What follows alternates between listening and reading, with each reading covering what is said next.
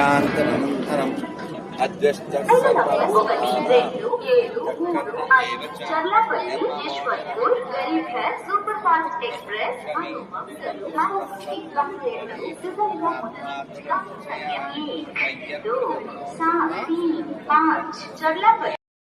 Take 1 year ఆ 18 శ్లోకాలు నేర్చుకుని విత్ మీనింగ్ చెప్పు.